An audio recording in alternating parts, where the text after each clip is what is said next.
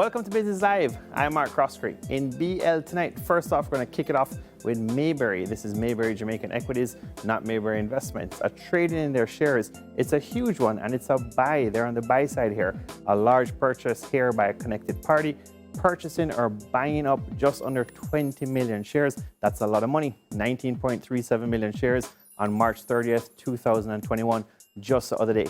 Now, in this Pharma Jamaica, always making big moves, raising large financing. We spoke about the earnings on BL, up 33% or more. Talk about COVID resistant. Now they're coming out with a huge advisory here. It was covered recently, and what they're saying here is talking about the vaccines or something to do with vaccines. The company says that at a board of directors meeting that was held very recently on April 1st, 2021. Now, BioPrist, we think that is their parent company, or let's say a related party, but BioPrist is considering in this Pharma Jamaica, which is a listed company on the JSE stock market, as its preferred partner for the private sector distribution of the COVAXIN, or let's say COVAXIN, if we get that right, after approval from the government of Jamaica, because GOJ has said that, in previous advisories, that there's not going to be anybody in the private sector to do this. So Indus Pharma has made it very clear here that assuming approval from GOJ. Now, QWI investments, next up, unaudited net asset value. That's the NAV coming out here, still just, hovering around $1.20 per share Jamaican. This is updated as at April 1st, 2021. It was Jamaican $1.21 per share. As we said, really around $1.20 for some time now, so up a cent versus the last couple of weeks. So we'll see how that does over the next couple of months, but it's really dependent on its focused holdings and seeing how those do.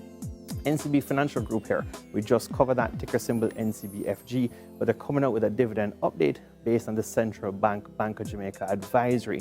So based on April 6, 2021, new news from the Central Bank announcing that deposit-taking institutions, financial holding company designates, are able to declare and distribute dividends to their shareholders owning more than 1%. And this is good news. It's bringing some confidence back into the market, as this is bringing us back to pre-COVID days, February 2020, how things were. So it's creating some market confidence, if it's only that, but it's a good feeling. That's what we're picking up from the market. Last up, huge overseas news, Coinbase. This is a company, we've been speaking about Google, Amazon, Tesla, Facebook, all the tech stocks. Well, add Coinbase to this list now.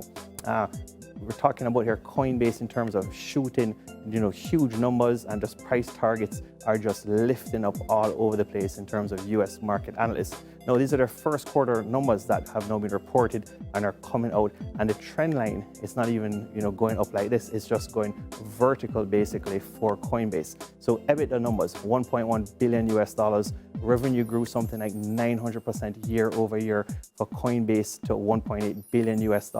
So huge stuff here for Coinbase in the cryptocurrency market. The timing is right.